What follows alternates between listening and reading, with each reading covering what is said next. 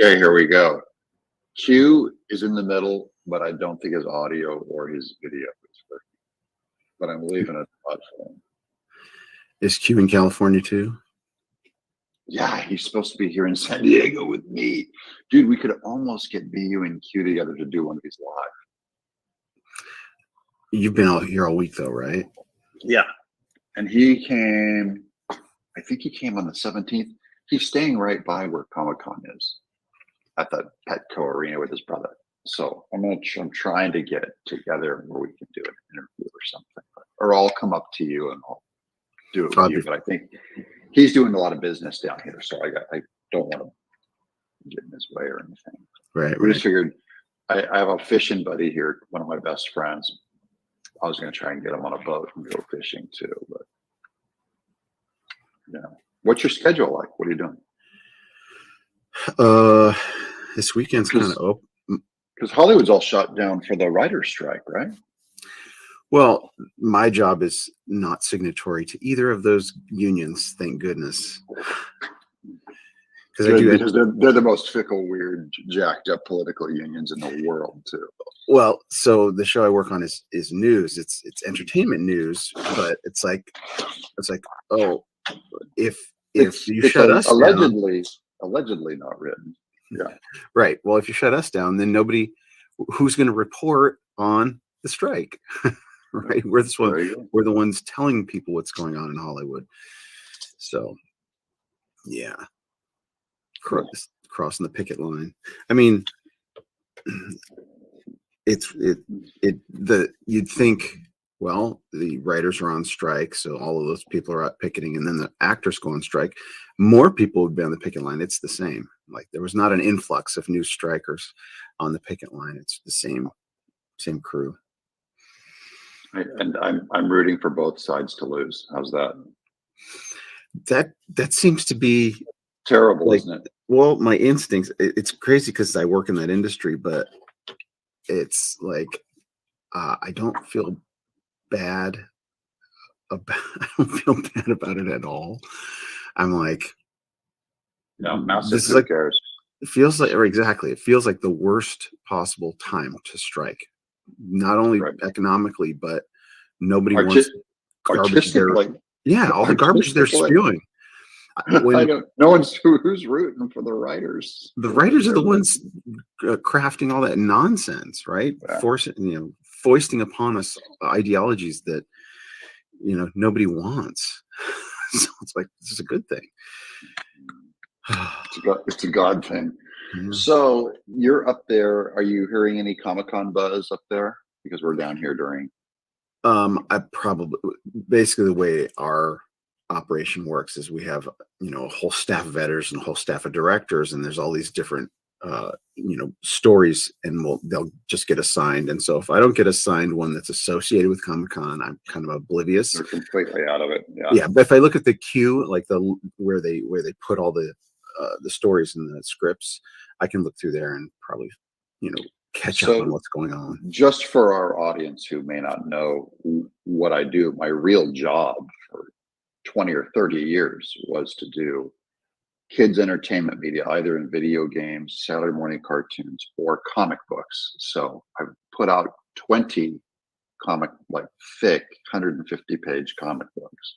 So I'm not like, I do children's art, but it doesn't mean that I'm a children's, oh, Doug he just goes over there and he scribbles for kids. No, this is my whole career. And I have, one of my highest awards I've ever gotten was the Eisner Award in 2004, my work. And it's the highest accolade that it's the equivalent to an Oscar in comic books. Okay? Nice. So the Eisner Award is the big one. I got one. That allows me to bring my entire family for free into Comic-Con for life. Oh. So I just walk, we don't stay in lines. We walk in the front door, and they just go, okay, Mr. Eisner, whatever. And it's an overload of media. So it's 1 mile long of just every. I'm going to show some footage on my YouTube channel. I'll probably drop some here on Locals too. But it's all of the people who I've worked with for 30 years are there.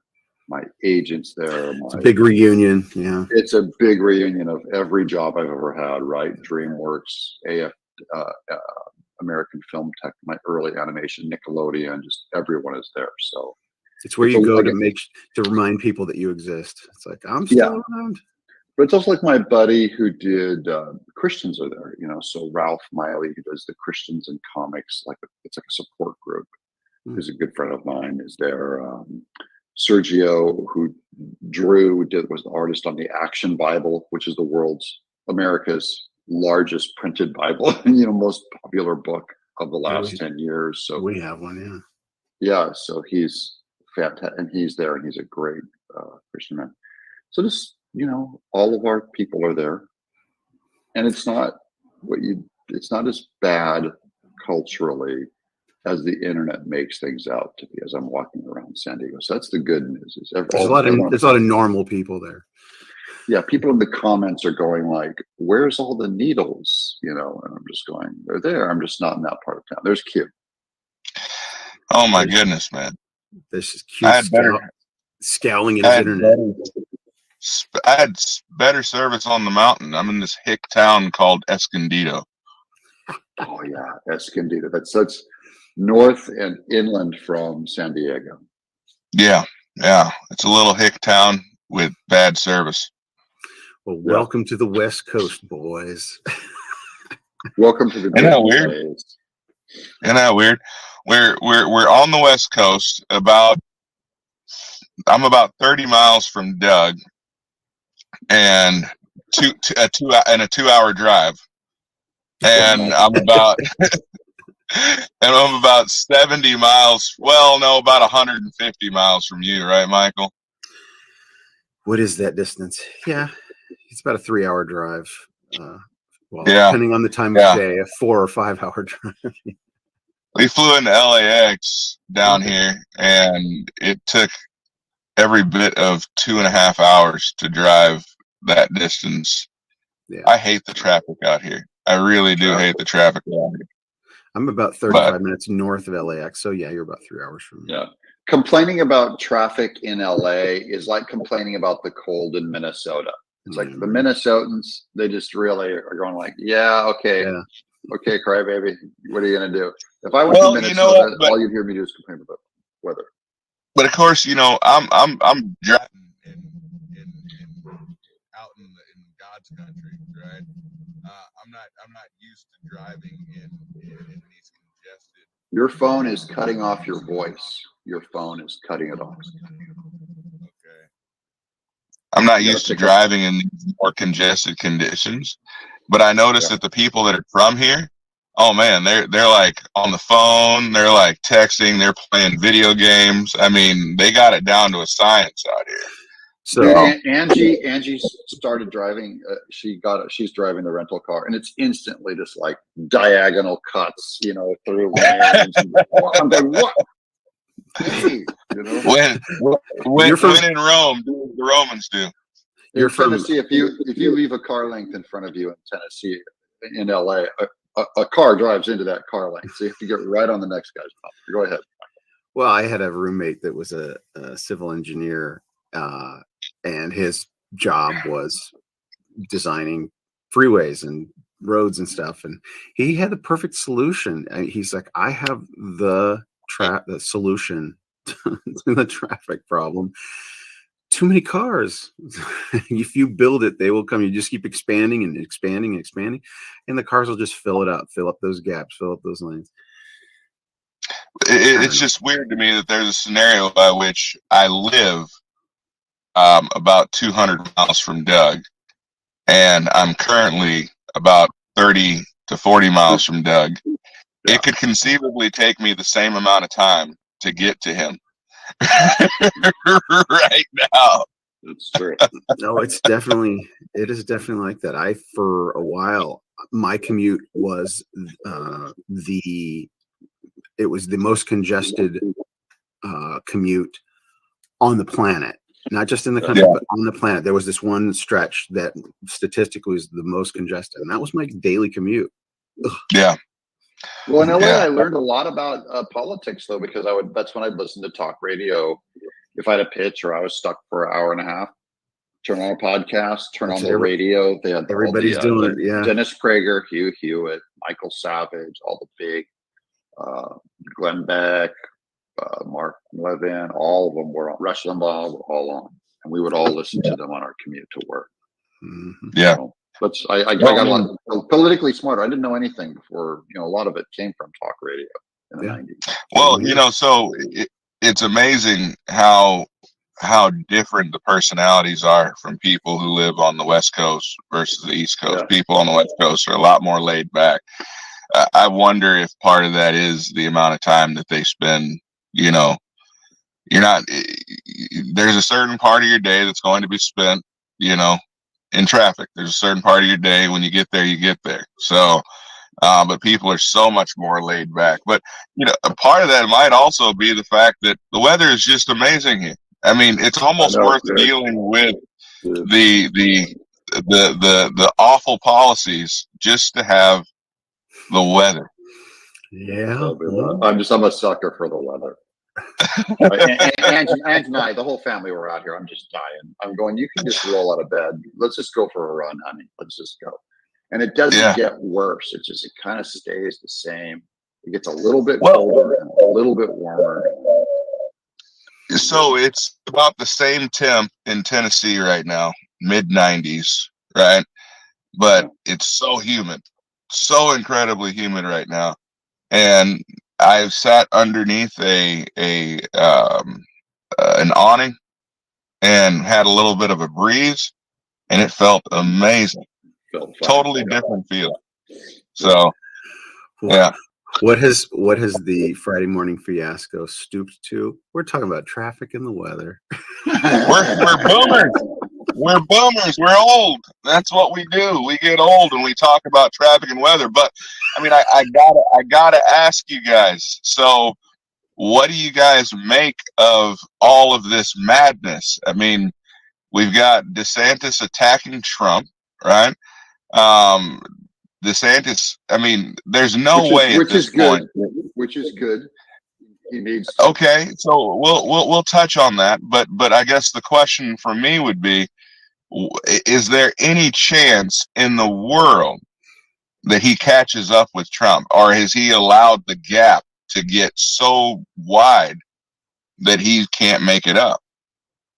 I believe anything can happen. So yeah, I don't believe that the gap is too wide that he can't make it up. It's been made up for by other candidates before. It really depends on kind of the massive thoughts. This is Trump's to lose. So it's about the massive thoughts about Trump, the massive thoughts about him. Because if he can't, and he right now, he does not have, 51% of the massive thoughts.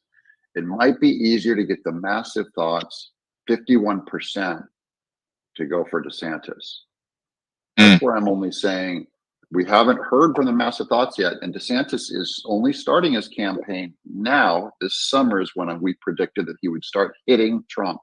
He has to start attacking him back. Remember, Trump started it. DeSantis has to come in and he has to put Trump's face in the ground. I get it, but I mean, you're going to see him go for him. He's going to go for the throat. He has till February. Okay, well, on what he has to start making it. Hit Trump on? Well, he's already started hitting him with the saying that Trump didn't get rid of Fauci. That was on Trump's watch. That's his number one. That is his number one weakness. Rand Paul just submitted him for indictment, right? Rand Paul just submitted some paperwork for Fauci, recommended him to the Department of Justice for an indictment. Yeah, he did it like yesterday. Yeah. Who cares? Yeah. Who cares? I mean, everybody's been submitted for indictment. I made this comment, and it was a brilliant comment by me. By the way, I have to say, it was the most brilliant comment ever made in the history of mankind, but I feel like my people didn't catch it. And the comment was, they need to grab all there you go, Doug. There you go. You're embodying exactly what I'm trying to get across right now. So California. they need to grab a coalition of black people, right? High profile black people, like rappers and like actors, right? You got people like Kodak Black. You've got people like Wesley Snipes, right? People that went to jail for doing exactly what Hunter Biden did. Yeah. Right? And they actually served jail time. You need to get these people together and you need to stand on a stage and say, this is what our justice system has turned into. Guys, isn't this justification for everyone to cheat on their taxes forever? Isn't right? This, how and smoke crack, right? why we're not pay child support, not pay child support. I mean, why we're going through life sober and not smoking crack rocks? I don't know. Illegal gun trading, walking around with a loaded gun. Yeah. Why not go buy a crack rock and on the way home to smoke it, just pick up a Glock. Just put a loaded gun in your back pocket and walk around. Sure. Why not? Oh yeah, and by the way, let's pick up some classified documents on the way. Yeah. And it is that $5 million bribe now that they're starting to put the web together.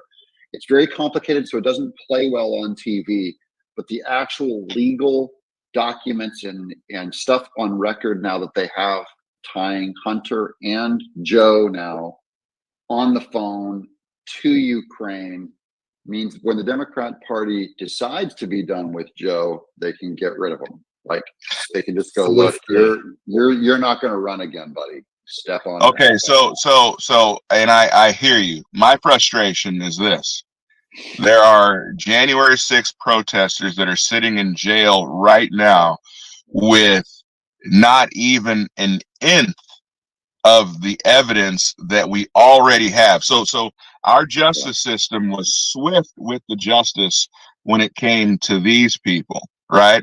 But yet it's taking years to tie this whole thing to Joe.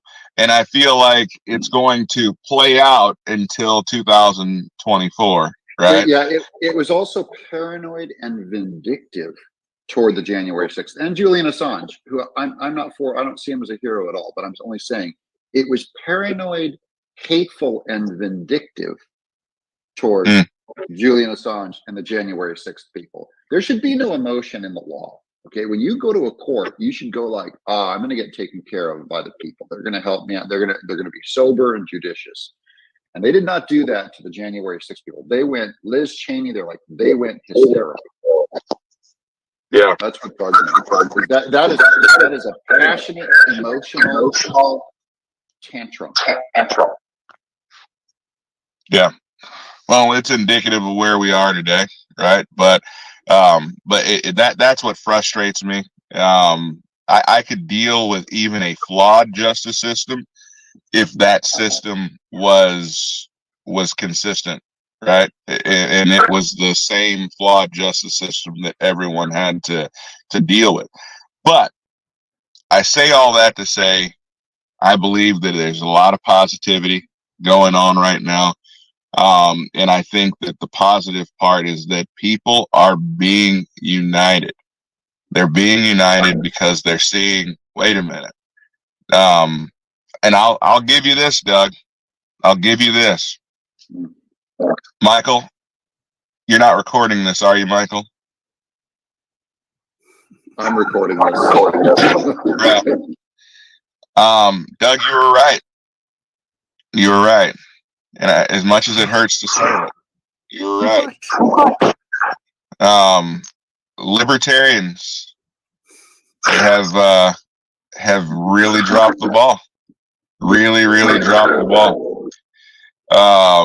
And libertarians and passive Christians have really dropped the ball. Because the idea that, okay, whatever you decide to do in your own bedroom, fine, keep it in your bedroom. I just don't want to know about it. Okay, whatever. If you want to get married, just leave it out of my sight. Just do you. And now we've devolved to the place of, if you don't actively celebrate my debauchery, then you're hateful and don't deserve to live. And the by the government, way, the government shouldn't be involved in that, and therefore, well, no. I still will fight with you on that. I don't think on the marriage thing. Okay, I still have major issues with that. But when it comes to blaming the libertarian mindset, I'll go with you that it has been destructive. I'll give you that. It's called your sound is repeating. We're echoing. Mine? Yeah, we're echoing in your sound. When we speak, we echo through your phone. Okay. Is that better? Let me check. No. Nope. It's still there. This hick town in California, let me tell you. All right. We'll just have to listen to I wasn't wearing headphones. Must be your headphones. Could be mine. All right, you guys talk. I'll come back. I'll do the giant. Just mute yourself. Okay. Yeah, we can't. I couldn't understand a word you were saying while he was. Here's my problem with the minimal ethic, which is do no harm, and the government should just stay out of everyone's business. Do no harm. The government shouldn't be involved in marriage because it has no say in that marriage, right? Okay, let's check this out. Ben Shapiro. Yeah, there you go. Okay, so here's what's wrong with the minimal ethic of just government stays out of marriage, right? I agree with it on principle. It will never ever work because because nature abhors a vacuum. It will never leave a vacuum alone. If you leave an empty spot and you say government will not touch marriage, it doesn't mean no one's going to touch marriage. It means the liberals are going to go in and declare that that you will now believe that a man can have a baby or you'll go to jail. So if you don't fight for every inch of philosophy on every front, it may not be the government's job. I'm only saying the government should, at minimum, if it can say, look, every man has a right to an arm. It can also say, no man has a right to make you change the definition of a word, which marriage is one man, one woman. That would cover marriage. It doesn't specifically address marriage. You could also say marriage is to benefit the country by creating, the optimal relationship to create more tax collectors, taxpayers known as children. There's a lot of ways, and so same sex just doesn't. There's a lot of ways to cut that definition that 100% in a secular way applies to the government.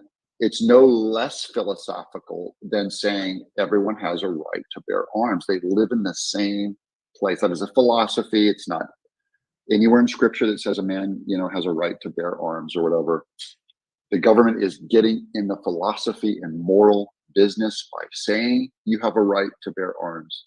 And I'm only saying, using all of those, it has a right to make a simple statement: marriage shall be between one man and one woman. It doesn't have to say anything about a church. Doesn't have to say anything about anything else. It can declare that and exclude all others because, one, they're not marriage, and it doesn't have a right to make you change the historical definition. There's all these reasons for it. The libertarians came in with a really bad definition of the minimal moral, just do no harm. That philosophy and just do no harm and don't say anything about fentanyl in schools. I'm just going, you know what? I get it. The drug war may have been a problem, It does not mean the government should be turning its head when fentanyl is coming into your schools and up your border. Yeah, they should. It should still. It's called natural selection. I just don't think that you want I don't think you want Darwin natural selecting on your dumbest people. Because are you walking downtown San Diego, dude? There's junkies. I live in Appalachia. Same thing, right? Yeah. So it's the exact same thing. I mean, we in our county, we've had what, 12 overdoses so far in the last like 3 months. And I'm not trying to be heartless here, but the real issue is not fentanyl. The real issue is twofold. One, the border. It needs to be closed. Two, it is the welfare state. Because the reason why these people can do this is because they know that their basic necessities and needs are going to be supplied by the government, right? Yeah. So the government is creating this drug issue. They're allowing these drugs to flood into the country and then saying, "Oh yeah, now we're going to fight it." You know, once we get here. But the drugs were bad. The drugs and the death. Hillbilly Elegy was written even while Trump was shoring up the border and the border was closing down. It's like, you give the poor an access to pleasure for $2, to blot out their problems. They're going to take it. Well, you can blot out your problems for $2. They're going to do it. And fentanyl's so easy to. But if the government wanted to fix the problem, they could fix the problem. But waging war on poor people is not the way to fix the problem. You have to wage war. You have to wage war on the Chinese, and you have to wage war on the cartels. But they don't want to fight that battle. They'd rather fight it at the poor person's level. You won't even fight it at the Hunter Biden level, right? Yeah, they're not. They're not even fighting. They're not fighting it. Period. But that's just because in the era of our culture, Q, is a desire to not take a moral stand on anything. You cannot take a moral stand against drugs. But I'm only saying, if you don't allow people to develop a conscience to make a moral stand against drugs, they won't make a moral stand when someone comes and takes your guns away. They'll go, we don't make moral stands. We don't make judgments. So that's an interesting question. I wanted to get into this with Michael, right? Because you know me, I like to talk to people. I'm a junkie when it comes to this to politics, right? And so here I am in California, and everybody I talk to, I'm talking about Trump, I'm talking about DeSantis, I'm talking about trans, stuff, and so I'm having these conversations with people, and people are like looking at me like, hey, you can't say that here. But it's weird because most of the people that I'm talking to are like, yeah, I have a huge problem with that, but you can't talk about that. Like you can get in trouble. And I'm like, if something is wrong, don't you have a responsibility to the truth? Like, is that not the most courageous of causes, is speaking the truth no matter what? Like, you've got people that are like super undercover, like conservatives, but they won't speak the truth for fear of, what is there, like a prison in this state, Michael, that people go to? Is there a gulag for people who actually speak up on issues? How has the government of California, how have they been able to shame people into under a rock and force them to shut up and not speak the truth? I mean, what is it? What is the fear? There is no prison, so why the compliance? California is so social. Go ahead, Michael. What's your theory on that? Well, California has been a uniparty state for I don't remember when the last time Pete Wilson, Arnold Schwarzenegger, late 90s was the last. I guess Schwarzenegger, yeah, there were remnants, if you want to call Schwarzenegger a conservative, at least on certain issues and stuff. But it's that California is the boiling pot of water, and the citizens are the frogs, man. It's just this slow, it's conditioning over time. It's recognizing, I mean, if there was electronic nefarious activity in the electronic voting system, it started in California, right? It's I remember the midterms of 2018, and there were like 30 30 representatives, because California has like, I don't know how many representatives. All right, hold on. That Jason Aldean song, try that in a small town. There's something about a small town where you can't try things. And there's something about a big town where everything is tried. It's like, if you're going to do drugs, okay, go take that to the big town, to the parking lot, guys. How's that? Yeah. You're going to break car windows and leave needles everywhere. Take that to the big town, guys. So there's a conformity to California coastal elite opinion makers that has a lot of power. And I notice it here. The Christians here are cowards. They have to be, I think, to survive, Q. And Christians in other parts of the states are way more outspoken and freer and vocal about it. You know, my daddy didn't tell me that. You just don't hear someone in California say, my daddy didn't raise me to do that. Well, so I made a comment we at dinner, right, in a public setting, that this is absolutely insane that you have a group of people who have, because of their lifestyle, have decided that they are going to engage in behavior that is not going to allow them to reproduce, is not going to allow them to procreate, right? They're going to start their own children on hormone blockers and chemically castrate their kids. And then they have the nerve to come to those of us who have decided to live according to nature. We won't even get into the spiritual side of things. And they're saying, we're going to come and take your children. And we're all supposed to, it's not enough to say, okay, you do you, I'm going to do me. Now Gavin Newsom is fining Temecula schools, which is right below you there in Escondido right now, Temecula. Yeah. He's fining Temecula schools $1.5 million for not complying with the state's directive on something rainbow transgender, right?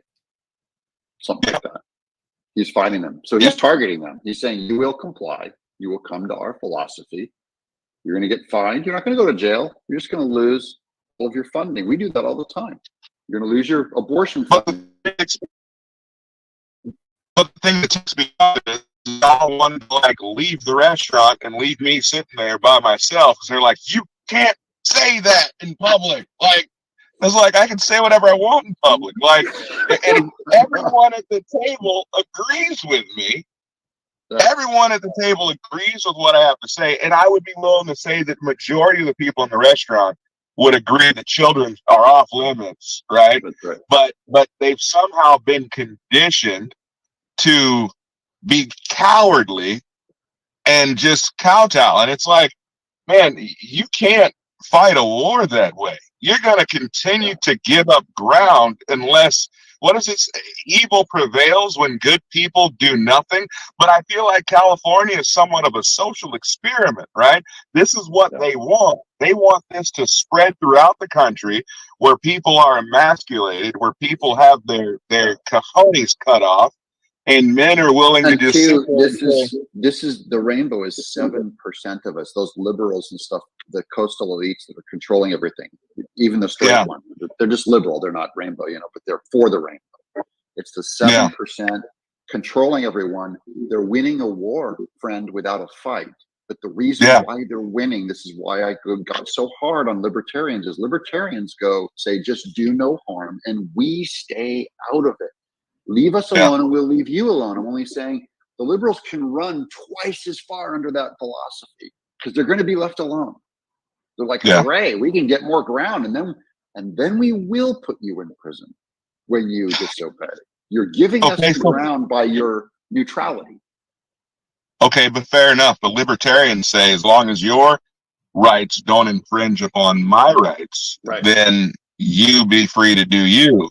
The problem is now people won't even stand up and say, okay, you're infringing on my rights. Enough is enough. Like you're taking my money and saying that if I don't indoctrinate my kids with this evil, with this foolishness, now, so I thought that at the point that our rights were being infringed upon, people would rise up and say, enough is enough.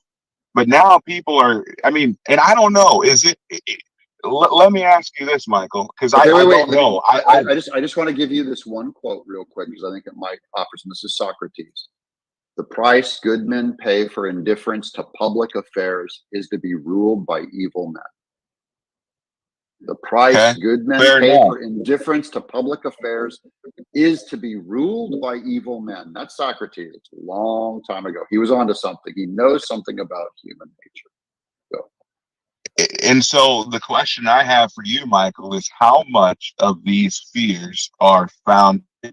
How much? I mean, so if you were to have a conversation at dinner, and people heard you say, you know what, we got to leave the kids out of this. This is not right to spread this type of agenda to children. It's not right to have kids being sexualized in this way. That am I? You're roboing a little bit. Go ahead, Michael. Should I go? My response? Yeah, go ahead. Couple of things. So I live in the heart of one of those kind of communities that feels like my wife is very concerned about how we're perceived, right, as a couple in our community, and so she's always afraid that I'm going to say something, right? Which is a good thing. She knows where I stand, right? So she's afraid I'm going to say stuff.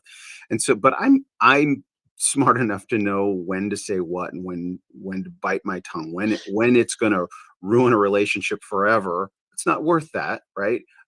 So I'm talking about personal relationships. And so there's this one couple that I've been friends with. I worked with the wife, or she helped me on a music video that I directed. And she's like, she calls me boss, and she works in the industry, but because of that. But I know she's left, etc. And her husband, I didn't know, but I knew her husband. I didn't know where he stood. We went out walking, we were making a routine of it to go walk together. And this was a year and a half ago. And we could talk. I felt like I could say anything. I could talk to this guy about anything. And the Leah Thomas, the guy swimming in the women's, taking women's trophies, etc., that came up. And he was all on the other side. This guy has 2 kids that go to school with my kids. And he's saying, it's a continuum. The biology is a continuum. And I was straightforward with him saying, are you kidding? A male produces sperm and a female produces eggs. There's no continuum between a sperm and an egg. There is no, I was being as straightforward. And we stopped walking. Like the guy stopped responding to my texts as, hey, let's go for our walk. He just stopped responding. And that's a relationship. If I see him socially, I'm sure he'll be polite to me. But it was like, oh, okay, that guy must paint me as some kind of wacko when I'm just talking about biology, right? And so I'm surrounded by people that I think the majority of them are on our side, but they all have stayed away from politics. Or like I have a friend who's a high-ranking producer. The picture of 1984 is that the world lives in a lie, and you're the only guy standing up. There's no crowd to hide behind or bring you comfort. There's no reward on earth either that you get. You get punished for doing the right thing, for telling the truth, and if you don't comply with the lie, at some point, every man is just going to get ground up for it. The problem is that we will be. The problem is that these are the easy times, right? That's right. These are the easy times. If we can't emphatically stand up and speak the truth now, regardless of who gets offended, right? Then it's not going to get any easier. because the day is coming when we will go to jail for just saying men shouldn't be swimming against women. Like men shouldn't be getting in the octagon and fighting. Like there's a biological difference. Like the day is coming where that type of conversation is hate speech and can get you landed in prison. I sat there and watched 2 days ago the exchange between Robert F. Kennedy and the Democrats saying, we don't believe in censorship. That's hate speech that you're spewing. You need to be censored. But see, this is why we can't have nice things, or we can't keep them for long, because I have a pretty tragic view. My hope is only in God. I have a pretty tragic view of human history. I think where we're heading, I think it's pretty much done. We may be soft. I don't think we're going to start fighting when it is time to fight. I think we're going to throw our brothers and sisters under the bus. Not you and I, we. I mean the they, we. The majority of people, from what I see, including Trump supporters. I think when Trump can lie about DeSantis and just go, that guy is funded by George Soros and he grooms children. When he can say that, and then all of the Trump MAGA goes, yeah. What Trump said, I just go like, yeah, okay. The capital T truth, you're not interested in that either. So I just go, tragically, we're going to go down until God supernaturally wakes the heart of man and gets him just enslaved to the truth. Then you might have a change. I don't think, it doesn't look like it's part of his plan. Looks like it's part of his plan to see us degrade and have small heroes. I think small individual people will reform and carve out a niche in this corrupt country. And a country full of amazing prosperity. As I sit in this beach house, prosperity is part of the malaise and part of the softness of all of us. And I just think that's just where we're at. So I find myself wondering, because, I find myself wondering if the end result is a hyper, almost a tribalization, right? But a tribalization by state. Yeah. I feel like certain parts of the country are becoming more entrenched, and I can see the only way forward could possibly be a return to federalism, where you have some governors with a spine that say, that's not going to happen, that's not going to fly here. And then you have some states that are like, yeah, bring it. We'll take all the debauchery. We'll take all the debaucherous behavior. But I'm seeing is in our paperwork, and it is a safety against a top-down homogeny forced down by the government. So that is the good news. Go ahead, Mike. I have to jump here in a sec. Yeah, so do I. I'll make my final comment here. Go wrap it up and get us out. Okay. Just as a reminder, because we get fixated on all these issues, God is in control. He's not surprised by any of it.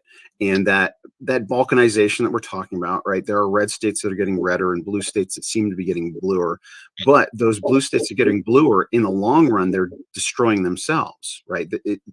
They'll collapse. The demographic trends are Christians have children and people who castrate themselves can't, right? So it's like demographically in the long run, we are flourishing and continuing to flourish. We're just watching a kind of a spiral of the elites. The elites are losing control and doing a lot of things and doing a lot of damage in the process, but God is in control. Whatever happens in the United States, falling in status in the world, that's secondary. That's not important to God.